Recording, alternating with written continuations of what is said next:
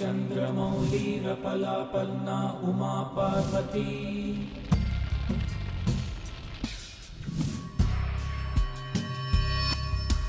सर्वमङ्गलमाङ्गल्ये शिवे सर्वसाधिके शरण्ये त्र्यम्बके गौरी नारायणि नमस्तुते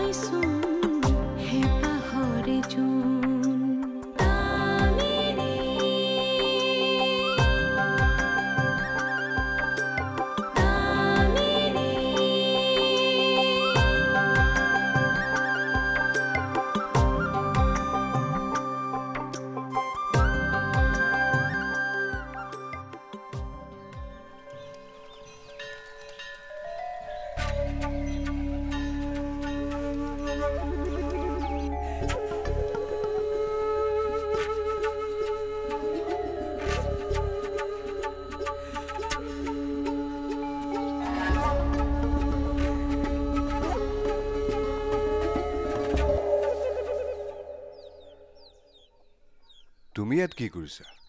তালৈ গৈ মই কি কৰিম? তালৈ গৈ কি কৰিম মানে? আজিৰ দিনটোত কমসে কম তুমি এক খং অভিমানবোৰ এৰা। মোৰ ভাগৰ যিখিনি কাম আছিল মই সকলোখিনি কৰিলোঁ। তুমি এইখন ঘৰৰ ডাঙৰ বোৱাৰী।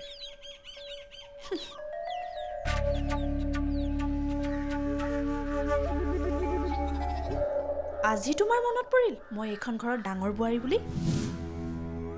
যদি মই এইখন ঘৰৰ ডাঙৰ বোৱাৰী হয়েই তেতিয়াহ'লে বাকীবিলাকে কিয় নামানে মোক ডাঙৰ বোৱাৰী বুলি?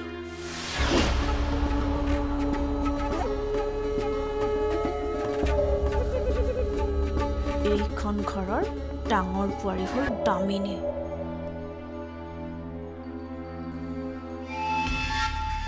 আমিবোৰ হ'লো তলতীয়া কৰ্মচাৰী। তাই হুকুম চলাব আৰু আমি সেইমতে চলিব লাগিব।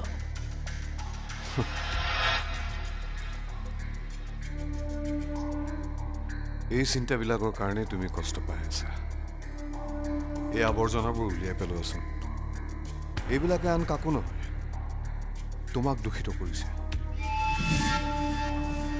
নিজৰ অধিকাৰ বিচৰাটোৱে যদি আৱৰ্জনা হয় তেতিয়াহ'লে থাকিবলৈ দিয়া মোক এই আৱৰ্জনাবোৰৰ লগত। তোমাৰ যদি তোমাৰ ভাই বোৱাৰীৰ অধীনত চলাত কোনো লজ্জাবোধ নহয় তেতিয়াহ'লে কথা নাই, কিন্তু এষাৰ কথা কৈ থওঁ, অতদিনে মই সকলো সহ্য কৰি কৰি মোৰ সহ্যৰ সীমা পাৰ হৈ গৈছে। গতিকে তুমি যদি পাৰা এতিয়াই কিবা এটা কৰা, নহ'লে এদিন এইখন ঘৰলৈ ডাঙৰ ধুমুহা আহিব আৰু সেই ধুমুহাই ঘৰখন ভাঙি চিঙি চুৰমাৰ কৰি দিব।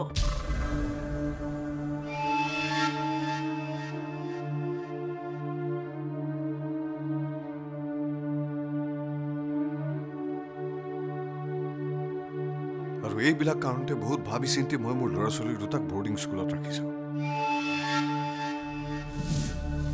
যাতে তাহাঁতৰ মাকৰ কোনো ধৰণৰ চিন্তাই তাহাঁতক এফেক্ট কৰিব নোৱাৰে।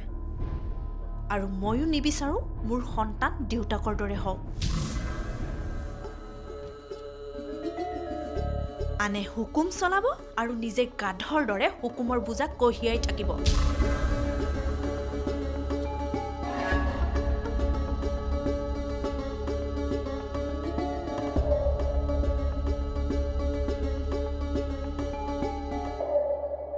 চকুত পৰা সংকীৰ্ণতাৰ পৰ্দাখনৰ বাবে একো ভাল বস্তু নেদেখাই হৈ গ'লা। দামিনীয়ে আমাৰ ওপৰত হুকুম নচলায়, তেওঁ এইখন ঘৰৰ প্ৰতি থকা দায়িত্বখিনি নিস্বাৰ্থভাৱে পালন কৰে। আৰু তুমিও যদি এইখন ঘৰৰ ডাঙৰ বোৱাৰী হিচাপে সেই সন্মান পাব বিচাৰা নিস্বাৰ্থী হ'বলৈ শিকা কিঞ্চিত দামিনীৰ দৰে হ'বলৈ শিকা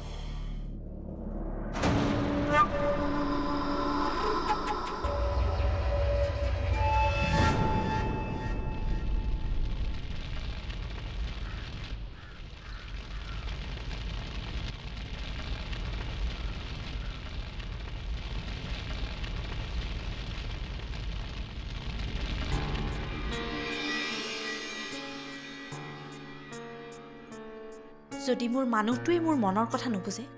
তুমি বুজি কি কৰিবা পেহী মই কৈছিলো মই তোৰ সমস্যা সমাধান কৰিহে যাম নাযাওঁ মই পূজালৈ মায়ে কৈছিলে জইণ্ট ফেমিলিত সদায় আটাইতকৈ ডাঙৰজনীয়ে বেছি কষ্ট পায় ধৈৰ্য ধৰ সংসাৰৰ খেলখনত ধৈৰ্যৰ বহুত প্ৰয়োজন উচিত সময়ৰ বাবে তই অপেক্ষা কৰ সময়ৰ খৰ সময়ত মাৰিব পৰাজনহে আগবাঢ়িব পাৰে এতিয়া তোৰ সময় নহয় যেতিয়া তোক সময়ে সুযোগ নিদিয়ে নহয় যি যেনেকৈ আছে তেনেকৈ থাকিবলৈ দে সময়ৰ চকৰি এদিন তোৰ পিনে ঘূৰিবই কথাষাৰ বুজি ল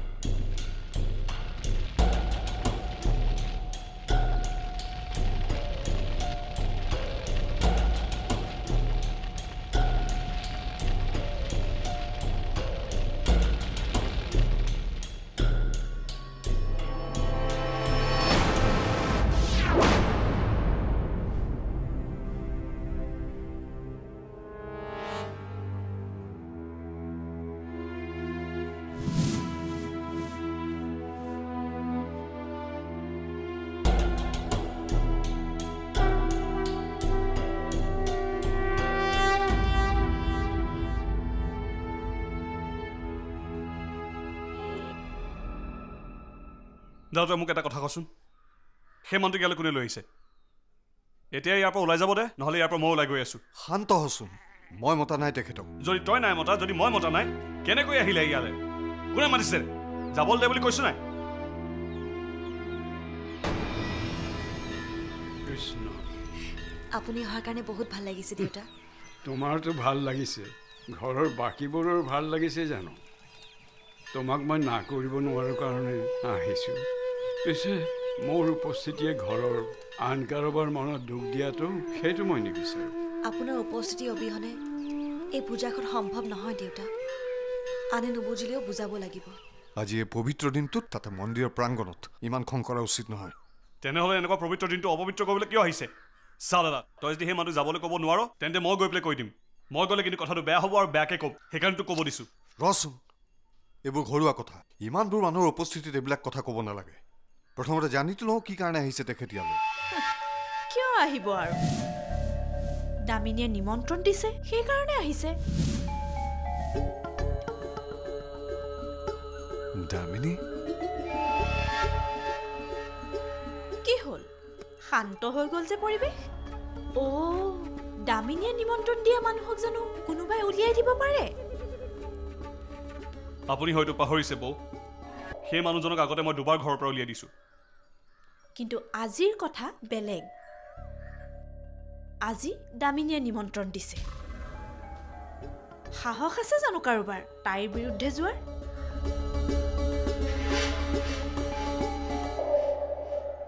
তই যা পূজাত বহগৈ তই যদি মই পূজাত বহাটো বিচাৰিছ তেনেহ'লে মানুহজনক ইয়াৰ পৰা যাব দে দেউতা কলৈকো নাযায় এইখন পূজাত দেউতা থাকিবই লাগিব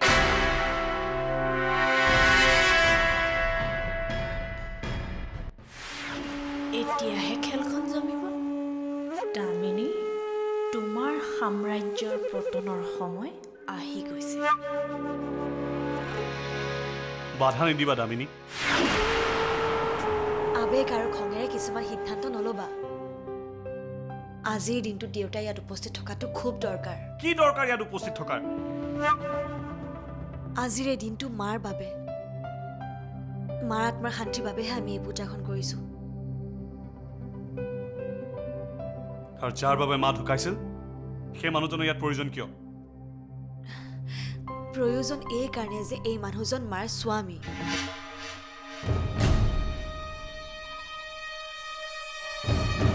চোৱা মা ঢুকোৱাৰ পাছত আমি বছৰ ধৰি বছৰ ইয়াত পূজা পাতি আহি আছোঁ এই 10 বছৰ আগত যেনেকৈ পূজা পাতিছিলোঁ আজিও হ'ব আৰু 10 বছৰে কৰি অহা ভুলৰ আজি সংশোধন কৰিব লাগিব তোমালোকে চাগে পাহৰি গ'লা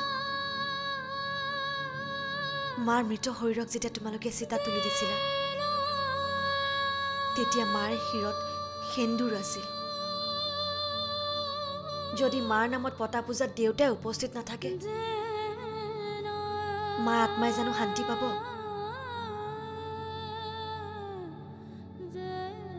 মানিছো তোমালোকৰ দেউতাৰ প্ৰতি ক্ষোভ আছে দেউতাৰ অৱহেলাৰ বাবেই হয় তোমাৰ মৃত্যু হৈছিল কিন্তু মাৰ মনত কোনো ক্ষোভ নাছিল মাৰ দৰে পবিত্ৰ আত্মাই কেতিয়াও কাৰো বাবে ক্ষোভ ৰাখি দেহ ত্যাগ দিব নোৱাৰে গতিকে মাৰ শিৰত থকা সেন্দুৰখিনিৰ মান ৰাখি আজি দেউতাক ইয়াত উপস্থিত থাকিবলৈ দিয়া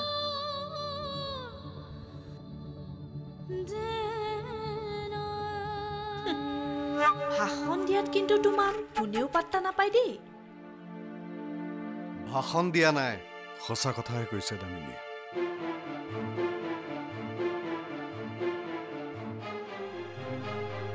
সেই মানুহজন আজি ইয়ালৈ মাৰ মৃত্যুৰ বাবে দায়ী মানুহজন হিচাপে অহা নাই আহিছে স্বামী হিচাপে সেইকাৰণে মাৰ আত্মাৰ সদগতিৰ অৰ্থে তেখেতক ইয়াত থাকিবলৈ দে মৰ্যাদা সহকাৰে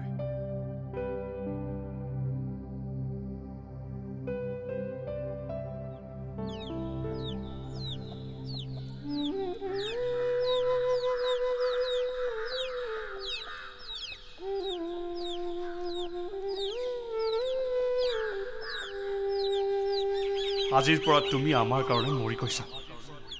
আজি মাক মুখাগ্নি দিলোঁ কিন্তু মোৰ বাবে আজি মই মাৰ লগতে দেউতাৰ চিতাটো অগ্নি দিছোঁ জীৱনত কেতিয়াও মোৰ ওচৰত দেউতা হৈ থিয় নহ'ব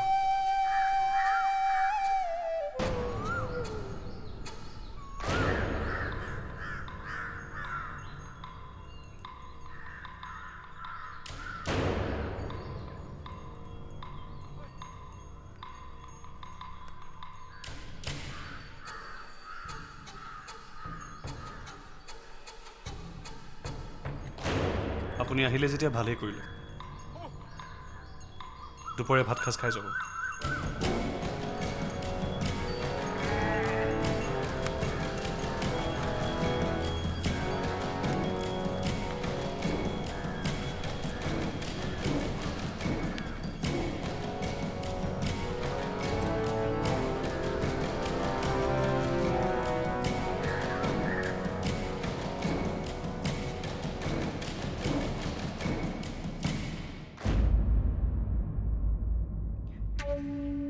প্ৰথমে দেখোন বাঘে গুজৰাটে গুজৰি আছিল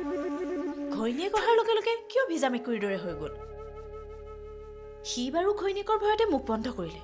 তোমাৰ কি হ'ল দামিনীয়ে যি কয় সেয়াই শুদ্ধ দামিনীয়ে সকলো কথা শুদ্ধ নকয়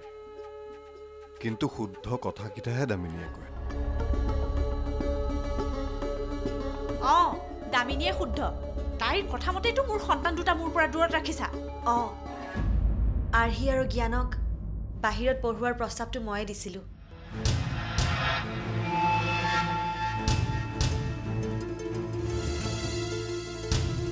কাৰণ তাত পঢ়াৰ লগতে ক্ৰিকেটৰ ভাল সুবিধা আছে আৰু আমি আটাই জানো জ্ঞানৰ কিমান সপোন এজন ভাল ক্ৰিকেটাৰ হোৱাৰ আৰু যাতে সি অকলশৰীয়া হৈ নাযায় তাৰ বাবে আমি আৰ্হিকো পঠিয়াই দিছোঁ দুয়ো ভায়েক ভনীয়েক একেলগে থাকক কালি ক্ৰিকেট মেচৰ খবৰ পালা নাই পিছে ই চেঞ্চুৰী কোবাইছে এটা 6 মাৰিবলৈ ষ্টেডিয়ামৰ বাহিৰ কৰি দিলে মোৰ কিমান বিশ্বাস হোৱা নাই সি দুটামান কথা বঢ়ায়ো কৈতো মোক আৰু নক'বনে মেচ শেষ হোৱাৰ লগে লগে সি মোক ফোন কৰিছে কি ফূৰ্তি তাৰ ময়ো ক'লো ইমান অলপতে সন্তুষ্ট হ'লে নহ'ব আৰু কষ্ট কৰিব লাগিব তুমি আহিব লাগিছিল চুইটহাৰ্ট তোমাক বেয়া পাইছোঁ কি এই তোমাৰ মানে অলপ ভয়টো বেছি আৰে তোমাক দেখোন নিমন্ত্ৰণ কৰিছে আৰু আহিলেনো কোনে সন্দেহ কৰিব মোৰ হিটলাৰ দাদা দুটাই তাহাঁতক মই মেনেজ দিব পাৰোঁতো তোমাৰ মানে এই ভাল পোৱা বেয়া পোৱা এইবিলাক অলপ বেছি দেখিছোঁ মই মোৰ কথাটো হ'লে চিন্তা নকৰা ৰাজ তই কিন্তু বহুত বেয়া কৰিছ নাহি পেলাই হেই হ'ব দে দাদাহঁতৰ কথাটো অলপ ভাবিব লাগিছিল তই ভাবিব লাগিছিল ৰাজ অঁ তাকেতো হ'ব দে বাই ৰাজ নাহে বোলে ৰাজে ফোন কৰিছিলে তোৰ ৰাজক মই ভালকে চিনি পাওঁ চিনিটো পাবিয়ে কি কৰিবি পৃথিৱীখনতো সৰু তইহে ভাব তই যিবোৰ কৰি ফুৰ কোনেও নেদেখে বুলি ৰাস্তাৰে যোৱা বহুত মানুহে তোক দেখে তই নেজান কথাটো হেৰৌ ডাঙৰ হৈছ জনা বুজা হৈছ নিজৰ সিদ্ধান্তবোৰ নিজে ল'ব পৰা হৈছ মোৰ সিদ্ধান্তবোৰ তোৰ ওপৰত জাপি নিদিওঁ কেৱল নিজকে এটা প্ৰশ্ন সুধিবি কি যে আহিবলগীয়া যুদ্ধখনৰ বাবে তই প্ৰস্তুত হয় নে নহয় অ' দাদা তহঁত দুটা থাকোঁতে মোৰ জীৱনলৈ যিয়ে পৰিস্থিতি নাহক কিয় মই টেনশ্যনেই নলওঁ চা মই আৰু শান্তনু সদায় তোৰ লগত আছো কিন্তু এটা কথা মনত ৰাখিবি কি তোৰ নেজত যেতিয়া জুই লাগিব সেই জুই তই নিজেই নুমুৱাব লাগিব